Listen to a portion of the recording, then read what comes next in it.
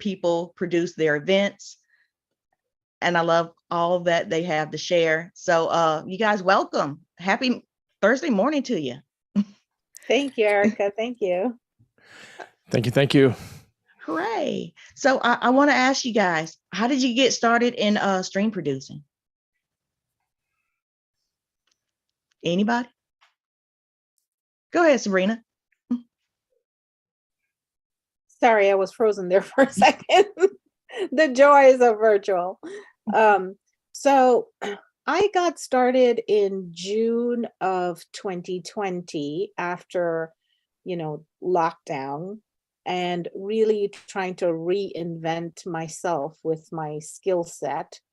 So I just saw and kind of followed what was happening, where people needed help, and what skill set I had that I can jump in and help. It's pretty good. Your my favorite skill of yours is that you are caring and that you have the ability to listen to people and give great advice. Oh, thank you. Thank you. Yeah. Justin. So I got into this right around the same time that Sabrina did. It just shortly before, in May of 2020, I hosted my first 3-day virtual event for one of my clients. And I kind of fell into this whole virtual event space. I've been in the tech world for over 20 years. In the mentors I had, I was one of the most techie people that they knew. And when COVID hit, they reached out and said, help us with our virtual events here because you are the most techie person. And it's gone from just helping out with that one event to now running over 90 events since May of 2020. And it's actually turned into my full-time business in there. And I love doing it, being super techie. It's a fun place to be in to do all of the event tech for these virtual events. Yeah, I hear you. That's great, you guys. Like I started trying to host my own event, and I got into hosting events for other people because they like my setup. So Justin, you started off just hosting events for other people. Yeah, that I did. Wow. I've never had a desire to host my own events in there. Or, maybe someday, but really, I just love helping other people out. Being a software developer for over 20 years, there's one of the things I love about software development is the excitement people have as they get to use the products, they get to experience that, and you get that same thrill with virtual events. That's funny, Justin. I didn't know you were a software developer. I'm a dinosaur software developer too, so in the dinosaur age.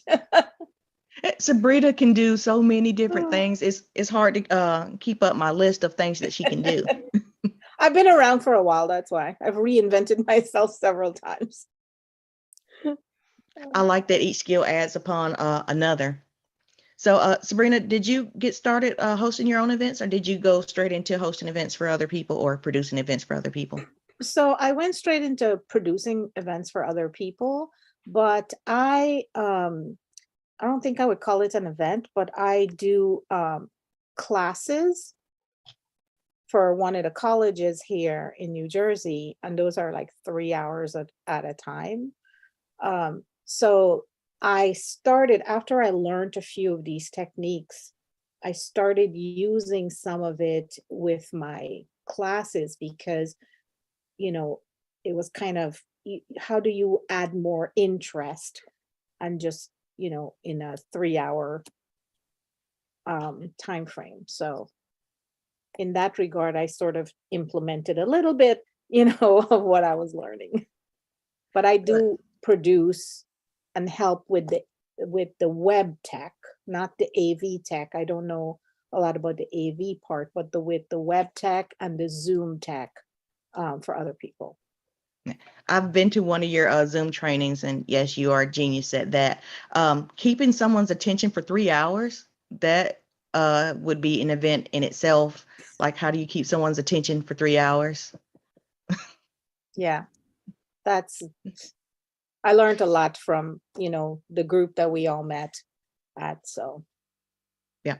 So I met you guys I met Justin at Amon, a guy, and Justin, I'm still not sure if I'm saying his name right. And I met Sabrina through the virtual event on virtual events. And when I first started, I was thinking that they have two different styles. But when we came on, I was talking to Justin about it, and he was telling me that they're very similar. When Iman talks about his 78-day um, and a day of rest, and then you host your event or you do your training. And I was thinking, I thought it was every 3 months, because that's what I thought I picked up from Blue and Berry from the virtual events.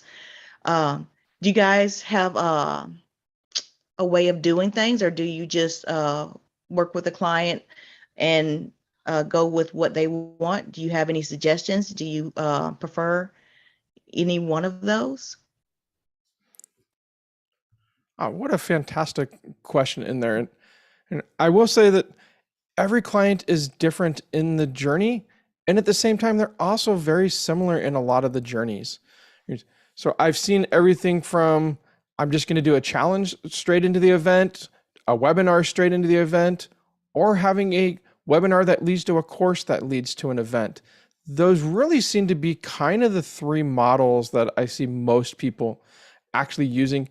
And then they just structure the time around that. So if you know you're going to do like a 6-week course, you start backing the event dates up. Okay, if I want to have my event on this date, okay, what is 6 weeks earlier? And then you start looking at marketing and going, how much time do I need to market in there? And so you just start backing the dates up. The key piece for all of these is to make sure you make something that's doable. There so many times time gets away from people. They go, oh, it's 6 months away. And the next thing they know, they're like, I'm 6 weeks away from it. And that time just disappeared. And then they're in this rush space, trying to fill the event at the last minute and stressing out in there. And that's the biggest difference between all of these is, are you actually backing the time up properly so that you can actually fit it into your business? You don't want your event to take over your business and become your life in there. So you got to fit it in there. But those three models really are the three that I've seen the majority of my clients actually use. Yeah. And to echo what Justin said, the other model that I've been doing as well is education conferences, where it's not an enrollment conference, it's more for continuing ed credits. And basically, I'm helping them with, running the whole thing. But some of them are coming with concurrent sessions and really understanding how to design that on my end in terms of helping them producing it and doing some of the tech for that. Do you guys find yourself training them on what you're doing to help calm them down, or at least give them some kind of sense of security? Oh, you have to be psychologist, psychiatrist, friend, everything in one. Same here. And Understand most that. of my clients, I'm just doing the tech space for. I'm not doing the strategy for most of my clients. But even on the tech side, there's still a lot of the same things that Sabrina mentioned. They're talking some of them off the ledge as they're either don't have the enrollment they want and they're panicking, or they're trying to figure out even some of their basic tech in there. And kind of funny part on the tech side is we all see people like Tony Robbins with the giant studios, and Pedro Deo with where he's doing a giant studio this week for his Crush It with Challenge and Jizz. And they go, oh, I need all this tech. And it's like, go simple until you're ready to step up and you can hire a team to be there in person to run it for you. I got clients making $500,000 with a webcam and a headset microphone and basic office lights, because it's about content. It's about the experience in there. And so many times people try to get all the fancy equipment in there. Oh, I need high-end cameras, and I need video switchers and multiple cameras and this and this and this. And you're like, wait, let's back this train up a little bit. Your zone of genius is not tech. Like, let's go simple. Simple is better, because tech doesn't make you extra money in there. Tech doesn't make your event, but I can absolutely tell you, tech can totally break your event. If you get too much tech that you don't know how to handle, you don't have someone there to help you out. If something goes wrong, last thing you want to do is spend 30 minutes trying to fiddle with your camera and your microphone to get it working right as the audience is staring at you.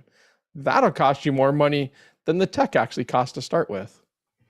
I've attended one of those events. Yep. Exactly what you're talking about. And I think that's where Zoom fatigue comes in. That whole word, when people say Zoom fatigue, I love what Blue Melnick from Sage Events says about Zoom fatigue. It's not actually a thing.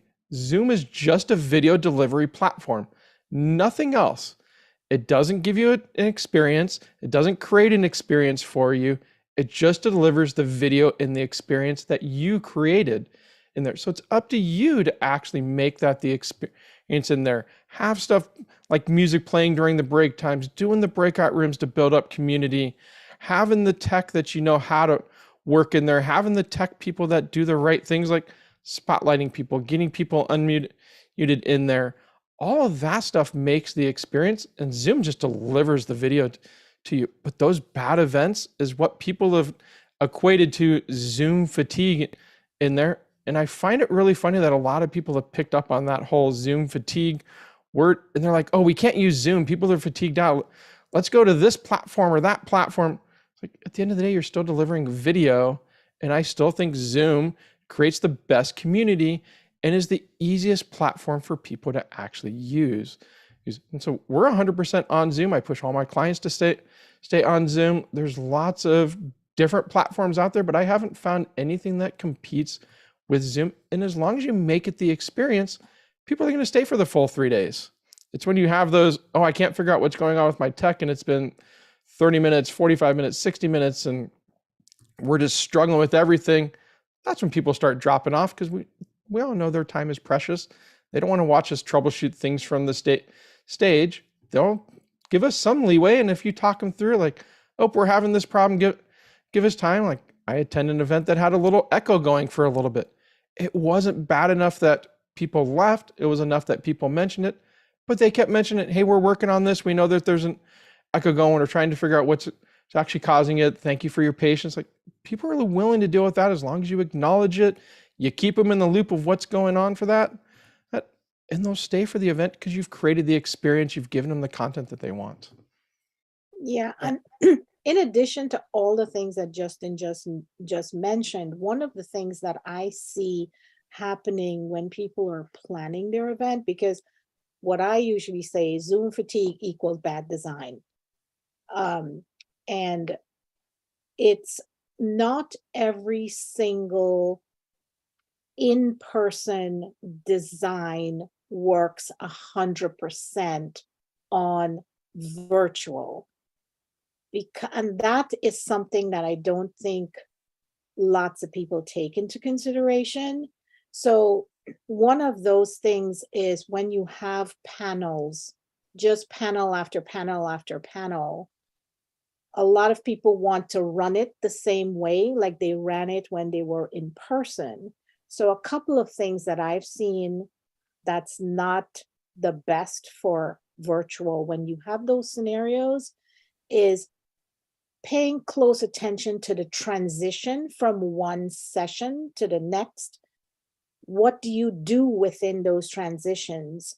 But also, how do you engage, like Justin is saying, how do you engage your audience? Because remember, 90% of the times they're sitting at home and everything around them at home is calling them other than paying attention. So you have to engage them. You can't just talk at them. So those are some of the elements that I feel is really critical when you're doing your event design, is what types of experiences for the audience, for the speakers, for the panels, what are you, designing in there so that everybody is having an experience.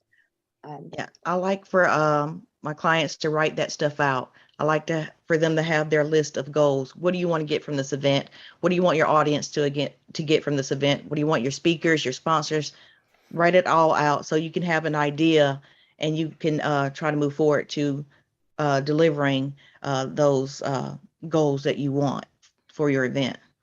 One of the things I like about Teekah Talks is that you know everyone, you make everyone feel welcome. One of the things I like about being with Justin, I know, Justin, you say you don't host your own events, but every time I hear or see you on a talk, it's like you give so much value and you don't mind sharing. It's like, that's for both of you guys, for me, you guys give me a great experience. So, Thank you. yeah. And that's why I wanted you both here today to talk about what you guys do for other people. I have a list here, and we haven't gone over it because I am so nosy and I want to know what you guys do. So we're supposed to be talking about how do you get your clients meeting, and what do the meetings look like when you guys set them up? Anybody? So I'll jump in. Mine, it varies. Some people bring me in at the beginning of the project, and some people wait until the last minute and like, oh, I just need this thing. And they think this, I know my name is Sabrina, but sometimes I can't just wave a magic wand and make it happen, you know? So it takes time. And I think it just varies, really. It varies. No. I It's nice when understand. I'm there from the beginning, but sometimes that doesn't always happen. Well, right now I'm thinking it's really nice of you to take on a project at the last minute, and you know it's last minute. But I know that you're really good at what you do. So it Well, probably doesn't take you that long. no, well, it does because I will work 24/7 if I tell you that, I'm going to help you. And a lot of times the reason why I do that is because um, they've underestimated how long something will take.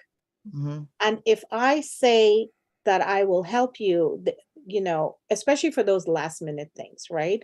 Hmm. I see the frustration, the anxiety of having this thing done, and they're not sure what else to do.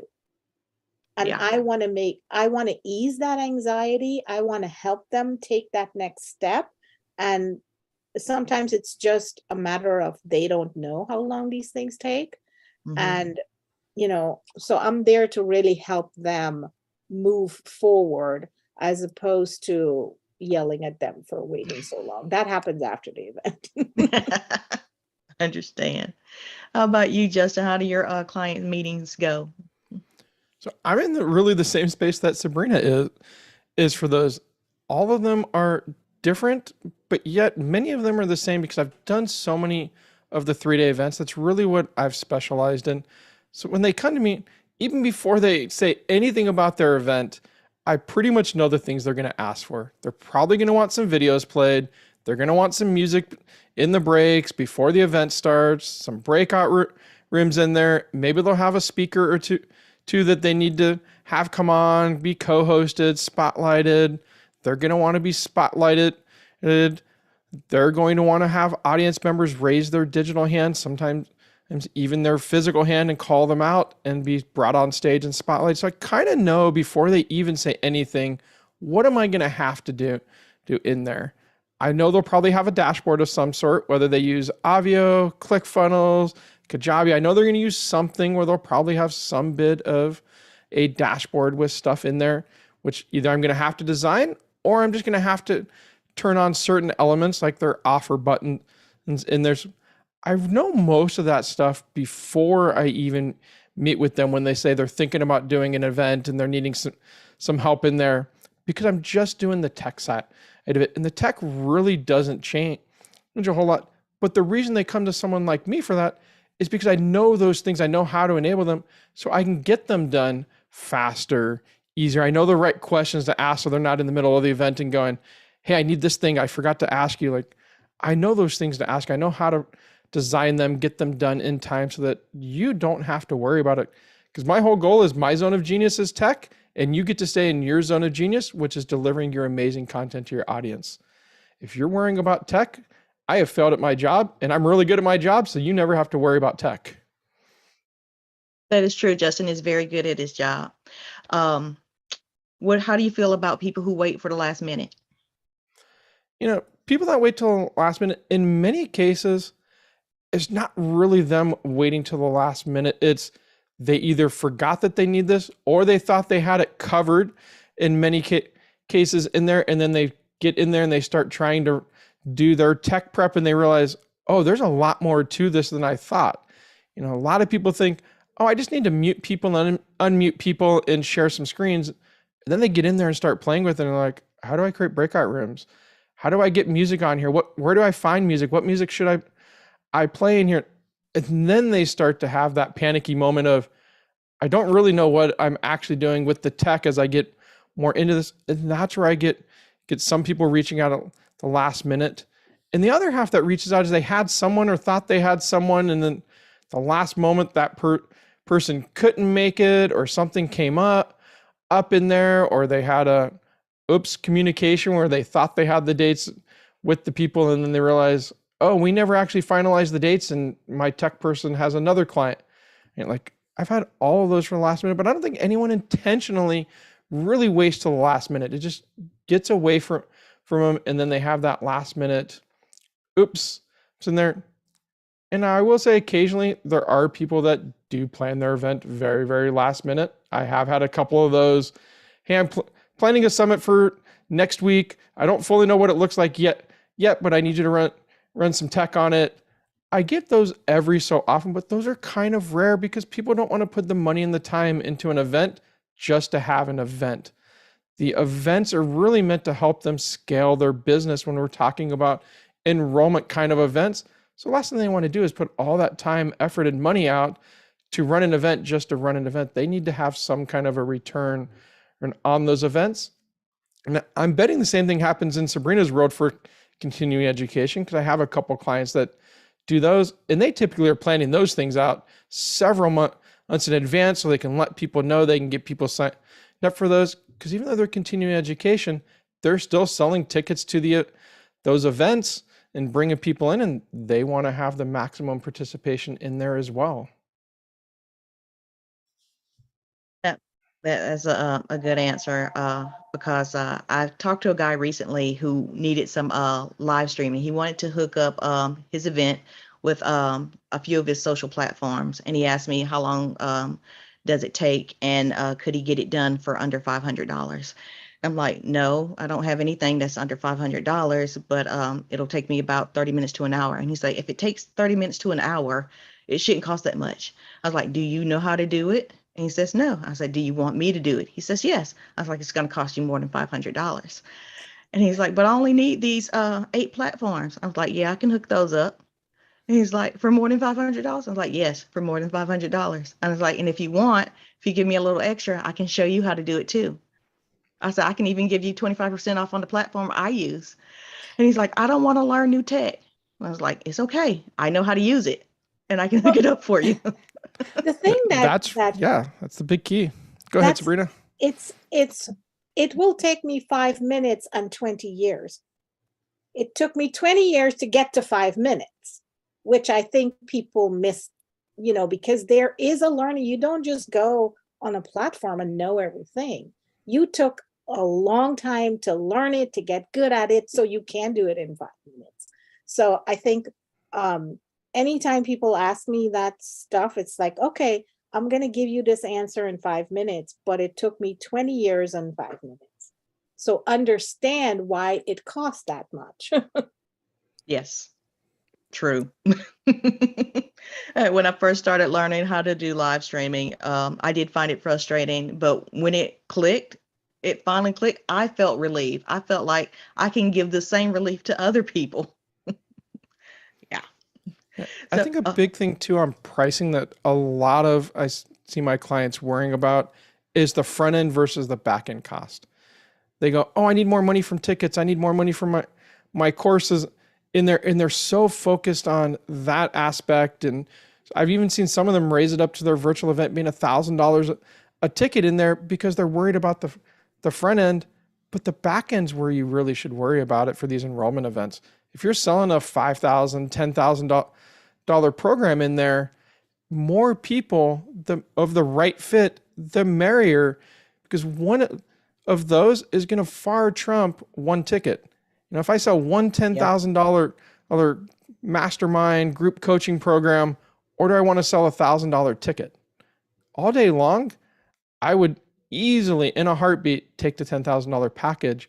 And so I really work with a lot of my clients to kind of do out the math and go, would you rather have like a $97 ticket to your event where you could get 100 people in there? Or do you want a $1,000 event where you can only get 10 people in there?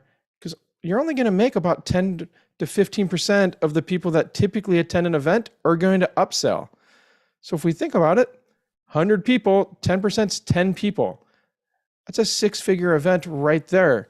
If I only have 10 people because I raised my ticket prices so far up, yeah, maybe I made $10,000 in tickets in there, but now I'm only selling to one person. So I'm only had a $20,000 event because I was so focused on the front side of getting money in instead of getting more people in so that I could have more people then take my high-end offer. Yeah. I've met plenty of people who I didn't find out that they were scared until the event was over and we did our debrief. Because I tell them that you do not make your money from your ticket sales. You make your money from your high-end upsell. And they say, okay, like they believe me. And then when it comes time for them to offer their upsell, they didn't do it. This was right after they have their people do their testimonials, and they gave great testimonials. But in the debrief, I was like, how come you didn't do your high ticket upsell offer? And they tell me that I didn't think it was worth it. I was like, oh, great time to let me know that. But how do you get your clients to not be afraid? I don't know that there is a magic sauce for that. I think even the seasoned pros that have sold millions of dollars from stage, I think they still have that same worry every time they step on stage. It's a new event, it's a new audience in there. The only thing that makes them less scared is they have data from past things to go, if I brought in my right fit clients for an event this size, here's what my history says I'm going to typically close. So they at least have an idea of what they should be making in there. Where someone that's newer in the event space, they don't have that data yet. If it's your first enrollment event that you're running, you have no data of what your closing is. So of course you're going to have more fears that in there, because you're like, well, I got 100 people here. Am I really going to close 10% or am I going to close 1% or 0%? Like that's a real fear until you have a couple of those events where you can then base it off actual real data in there. That's why I tell my clients, track all this data, every little bit of data.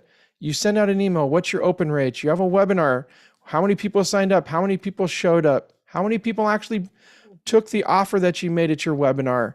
Or every bit of that data helps you in your planning to relieve that stress so that you know, oh, if I run a webinar, I typically will get, if I send it to 1,000 people, I'm going to get 100 people sign up in there and I'm going to get 50 people that are going to show and 10 people that are going to buy. Like if you have that number and you can base it off history, you have at least a confidence in there that if I do my part and bring in the people that I say I'm going to bring in, here's what I can expect roughly to actually make in the outcomes. And that helps relieve those fears. I can also tell every one of my clients that has a hidden money fear, hidden money worry in there, because their whole event for the first day and a half, because in a 3-day event, the offer's typically sometime in the afternoon on the second day. Their first day and a half will run exactly on time. Everything's going smooth. In the second, actually the whole first day runs that way. The second day starts to run a little bit later and later and later. And pretty soon the offer shows up an hour or two after it was supposed to actually show up. Because what subconsciously is happening is they're going longer in content to delay actually giving their offer. And that typically has some subconscious money worry going on about their offer. Is my offer good enough? Is it worth it? Do people want this in there? And so it's always interesting to see those pieces in there. And a lot of people do it. Even some of the pros that I've worked with that have made millions and millions of dollars, they get into their event and they do the same thing. Their offer shows up a couple hours after it was supposed to, because every section, instead of going 90 minutes, went 2 hours, 2.5 hours. They're still delivering amazing content, but they're just adding extras onto that. And so some of what I have to do is then go talk to them about overcoming that without telling them they have money fears, because none of them believe they have a money fear going on. But subconsciously, that's what's going on, is you end up delaying that offer actually coming out. And most of them do decent offers. I always remind people, go slow in the offer and do your due diligence. It's kind of like buying a house. You literally wouldn't walk it in to sign the papers and not read a single bit of the paperwork and make sure all the money values you're buying $100,000 house, $1 million house, you wouldn't walk in and just sign the paper and go, I hope you put all the numbers right and my $1 million house didn't become a $2 million house that I'm paying for now. Like, you would do the due diligence, you'd read the paperwork, you'd make sure that you did your home inspection on the house to make sure it's sound and there's no issues that you're going to have in there. Do the same thing with your offer. Take the time to walk through it, explain all the details in there. You know your offer inside and out. And so you're like, people don't care about the details. People don't know your offer inside and out. It's the first time many of them are actually seeing it. Take the time to explain it. Who cares if your offer goes 30 minutes, 60 minutes in there? As you're explaining value and what this provides and how it can help them, people will listen to that all day long because you're explaining it back to how it can help them. You're not selling them. You're not pitching to them. The ones people don't like are the ones where you're pitching. It's like, oh, you have to buy my offer. Like, you totally need this. People don't respond to those pieces. But if you go, hey, if this offer, you've all said you want to launch a course, and you want to make $100,000, or, oh, here's all my testimonials that you just saw. I'm going to walk you through how do you create your course? How do you get that in there? And they've built that up. They've led them to that offer, and they'll sit there and listen to how can they actually get the value, because you make it about your audience, not about you when you do those offers. So just do the due diligence in there, and whatever happens on stage happens on stage. This is the wonderful part about a 3-day. You have a third day. So if you do kind of screw up your offer in there and don't get all the stuff out, you have an opportunity on the third day to actually make some course corrections in there and bring some stuff back onto the table. Yeah. Yeah. And to add to what Justin said, for me, I remind them of their big why. I remind them that you're here to help somebody else. Like Justin said, it's not about you. It's about the people that you are going to help. And reminding them of what is their inner dream, what is the thing that they don't want to die with and have that dream still in them. And now is the time to take that step. It doesn't have to be perfect. You just have to take that first step. You just have to take the step, and the other steps will show up. But I do have, I feel like I have a gift of calming somebody and bringing them off the ledge. So I do add that little piece when it needs to be there. Yeah.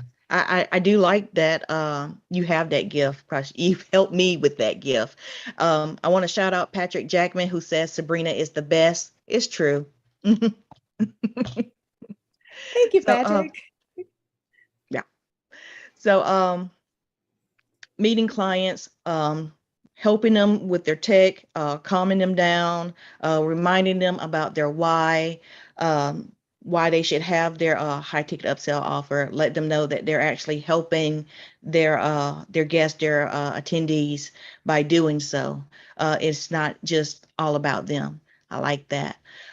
So we're going to move on to we haven't talked about equipment yet. Before we went live, we were talking about setting up studios and if it was necessary or not, or does it need to be expensive?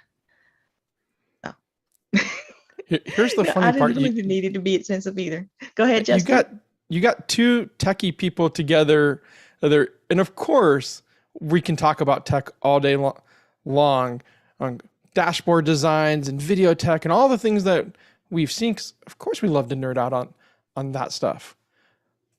But the real question is, do you need any of that stuff, and what pieces of it do you actually need? And there's some minimum viable equipment you have to have.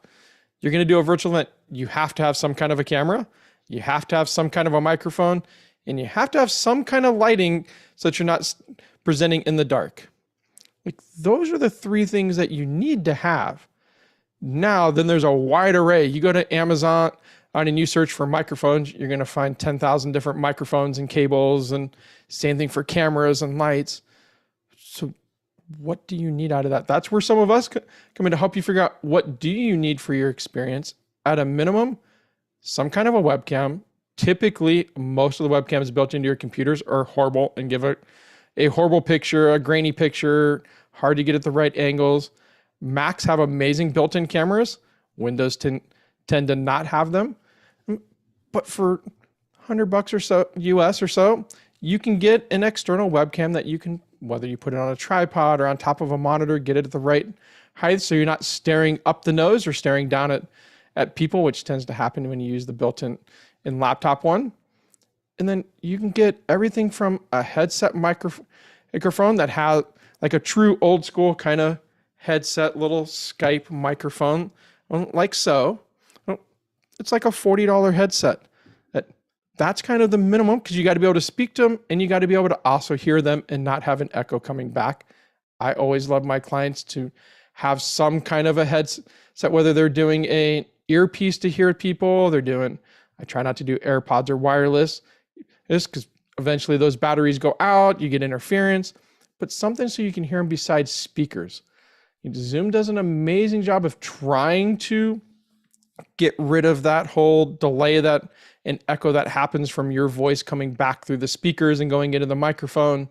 But it does its best, but it doesn't always successfully succeed. So if you wear some kind of a headset, that you actually eliminate that whole echo. And then lights can be everything from I just turned on a lamp to I have an overhead light to I actually have video lights in there. And the video lights just vary depending on the space. I have a couple video lights that attach to my desk. I love Elgato products. So I have Elgato key lights because I have a sit stand desk. So my desk can raise up and down. And I didn't want to constantly, every time I'm in an event like this, I didn't want to have to go adjust my lights if I wanted to lower my desk.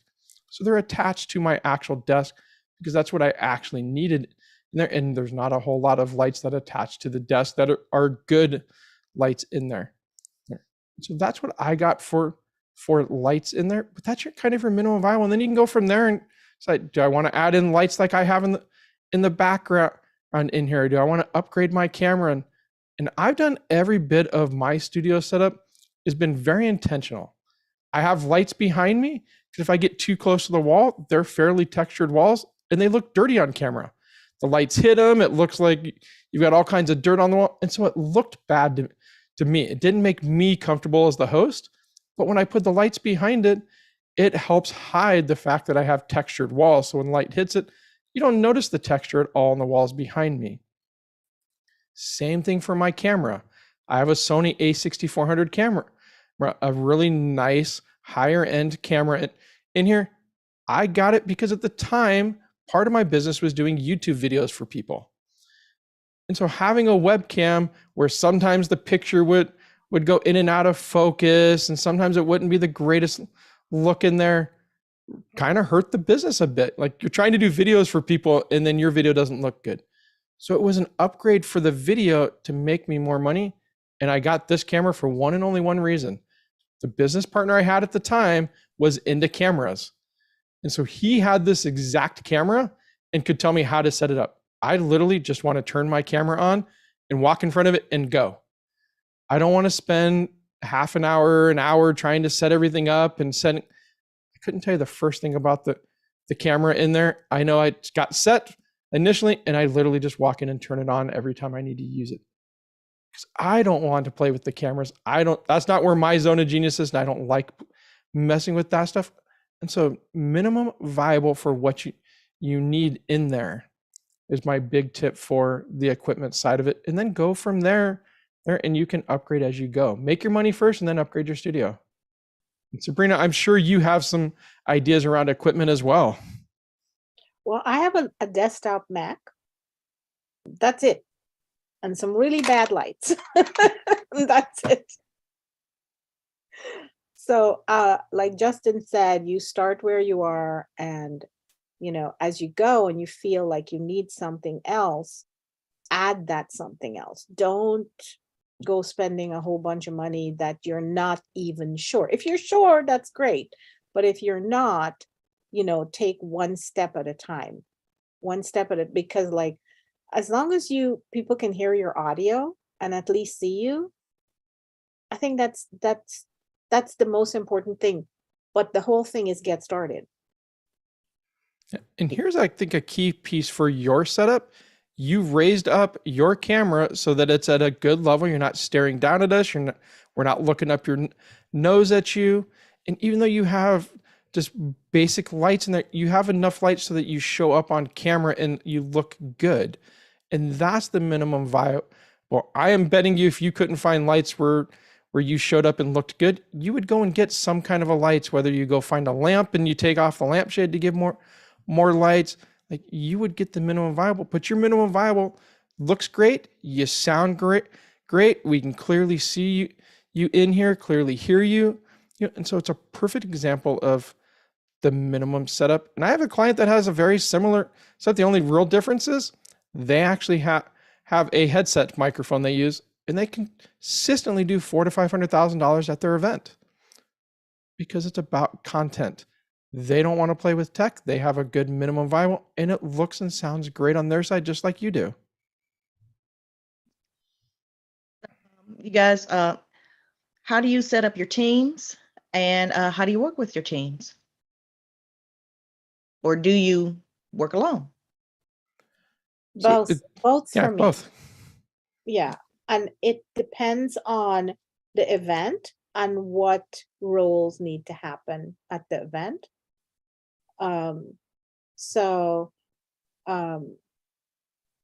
Usually I would reach out, after I figure out how many people do I need to help me with the event, then I will go, because I have a group of people that I can call on.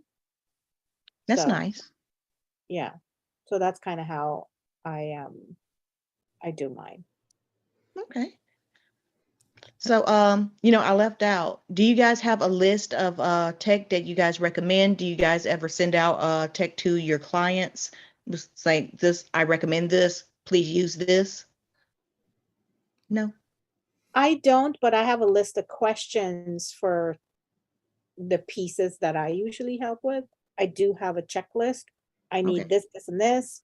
I need you to put it here in a Google Drive so that I can have access to it. I don't need to be looking in my emails for 100 different emails with 100 different downloads.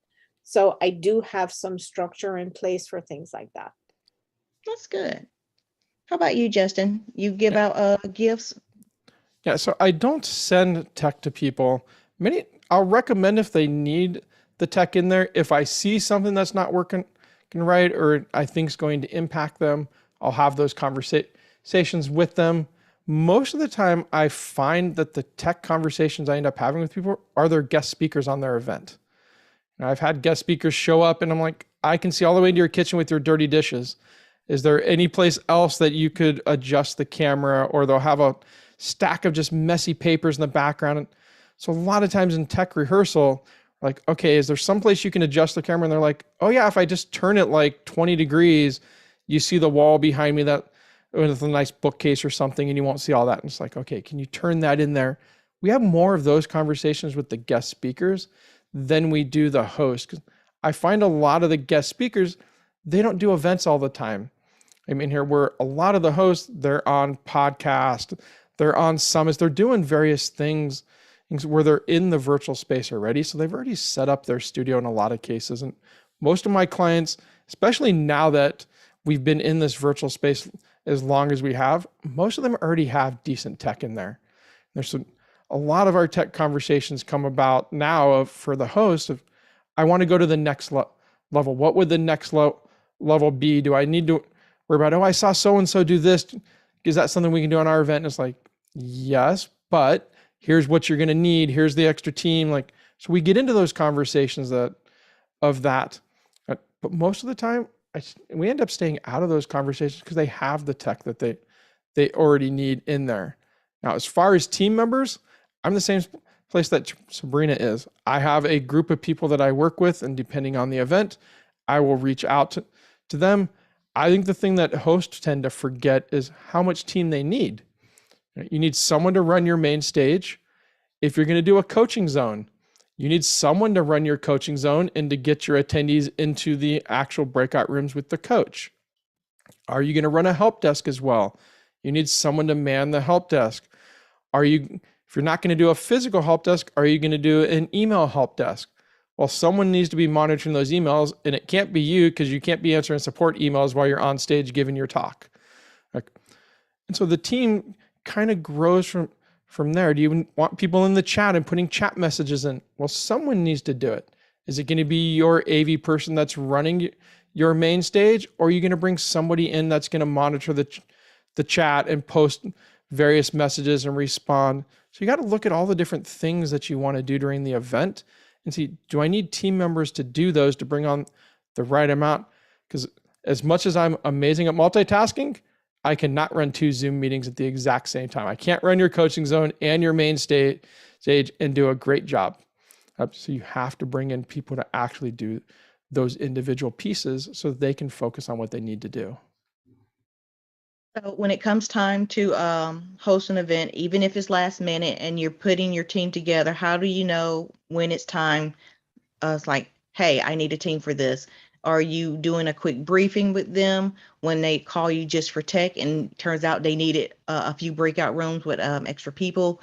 Are they just your people on standby, or are they just great people that you've worked with that will always help you out?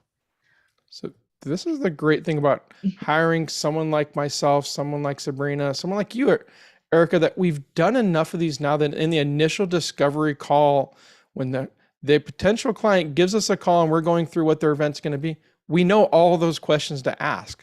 So right up front, and after they get done telling me what their event's about and what they need, if they didn't cover coaching zone, I'm going to ask them, are you going to have coaches at the event? If they didn't mention help desk, I'm going to ask them about their help desk. I'm going to ask them about their chat connoisseur. I'm going to ask them about their dashboard. So I'm going to ask all these various questions where I know I'm going to have work to do if you say yes, and potentially I'm going to need to define team members if you say yes to those.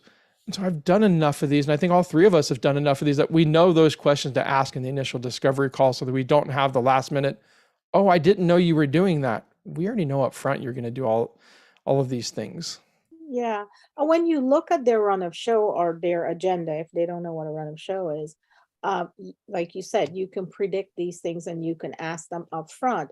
And one of the things that, just as an FYI to people listening to this broadcast, because this has become so popular as a means of, doing your offering your services and having more and more of these virtual events, the people that actually know what they're doing, like the Zoom producers or facilitators or dashboard people or AV tech people, web tech people, our schedules are full.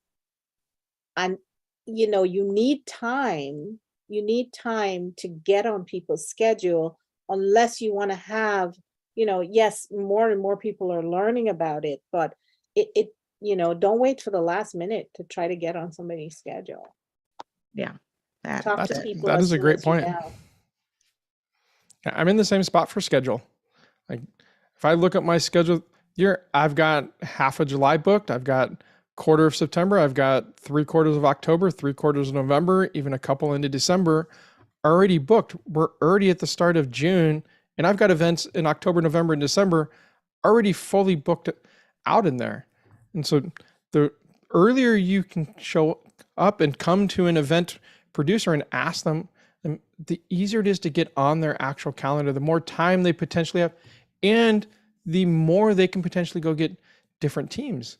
If you come to me, and even though I'm pretty full in October, November, if you came to me now in June and asked me, I have enough lead time to go, I can go find a team that I trust, a team that I can train, a team that even if they're new, I can get them to run a couple events before then and make sure that I'm fully confident that they're going to run your event the way I would run the event. And I can build that team up. If you come to me 2 or 3 weeks before the event, if I'm full, chances are I may not have a team that I can reach out to because they actually might be full with clients as well in that space. So the earlier, the better. It's never too early to reach out and at least start that conversation, at least get that I do a non-refundable booking fee for people to reserve the dates. I'm fully reserving those dates. If you book me for December, I'm reserving those. And as other clients come to me, I'm saying, no, I can't take on those. And so that's how you get on my calendar. There is some bit of a booking fee in there. and it never hurts to get those booked early. And if you're worried that your event might not happen, you're just thinking about it, you can negotiate that stuff. Being that far out, you can negotiate a lot of times with the event producer in there. Can we put something in the contract that I'm going to let you know by September if we're a go for the event or not? Like, of course, if it's a December event, if you let me know by September that the event's not going to happen, that allows me to pick up more clients. If you tell me November 30th that the event on December 2nd is not going to happen, no way can I pick up additional clients in there. So I'm not going to be as flexible in there. But work with the event producers. We're people as well. We are flexible in a lot of cases. Pricing, not a thing that's flexible per se. Like, my prices do vary, but it's based off what you want in there. If you're not going to do a coaching zone, okay, I don't need to charge you to have a coaching zone in there, because I don't need to bring on people. I don't need to have all that extra work that goes into it. But the price is still the same. And I think that's the thing people try to negotiate on price. And that's the one piece that's really difficult to negotiate on. Most of us aren't going to give discounts and other stuff in there, but we can work around other things in there. Like, can we be flexible on certain things? Absolutely in there. Could I potentially take on a little bit more work? Absolutely. So just work with us, contact us early is really the message. I like that, especially when you said early on in the calendar. It just made me look at my own calendar, and I got 22 events for June. And I'm like, wow. So yeah, I'm definitely not taking on any more. So when you work with clients, go over there, run a show, look for their schedule. Hopefully they have asked you in advance with plenty amount of time that you can work with them. And just in case they need extra help, you can have your own list of people that you can count on to work with you on that event. I like that. You guys seem to have plenty of lists. I hope these are lead magnets, your list you have, like for your equipment, for you're talking with clients. I hope these are lead magnets that you are offering on your websites or Facebook pages.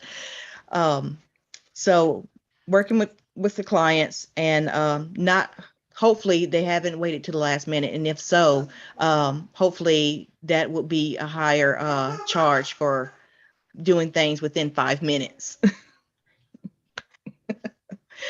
Okay, so it's almost time to go. So I want to say thank you to you guys. And Justin, let people know where they can find you.